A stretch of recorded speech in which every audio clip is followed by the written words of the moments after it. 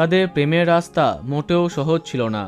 নিজের থেকে অনেক বেশি বয়স্ক জনপ্রিয় অভিনেতা দীপঙ্কর দের প্রেমে পড়ায় বারবার সমালোচনার সম্মুখীন হন অভিনেত্রী দোলন রায়। রবি ঘোষের নাটক দলে কাজের মাধ্যমে তাদের আলাপ হয়। তখন অভিনেতার মেয়ের বিয়ে হয়ে গেছে। 24টা বছর একসঙ্গে জীবন কাটানোর পরে বিয়েও করেছেন টলিপাড়ার এই জনপ্রিয় কাপল।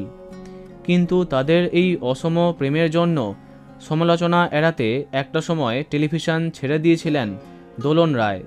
কিন্তু তারপরে সমালোচনাকে বুড়ো আঙুল দেখিয়ে টেলিভিশনে কাজ করতেন দোলন রায়।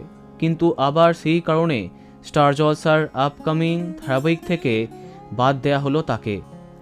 চলো জানা যাক বিস্তারিত।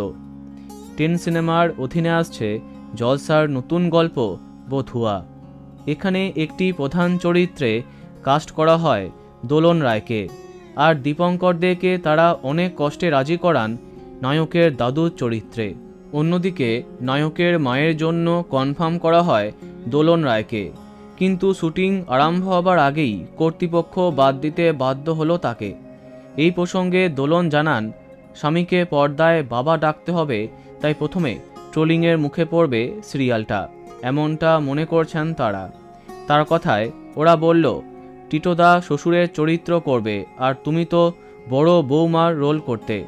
সারাক্ষণ তুমি যদি পর্দায় বাবা বাবা করে ডাকো তাহলে প্রচণ্ড ট্রোল হবে। আমি তোমাদের এই সিরিয়ালে স্ক্রিন শেয়ার করাতে পারবো না। যদিও এটা দর্শকের লোকসান, এমনটাই জানিয়েছেন দোলন রায়। বন্ধুরা, ভিডিওটি এইটুকুই।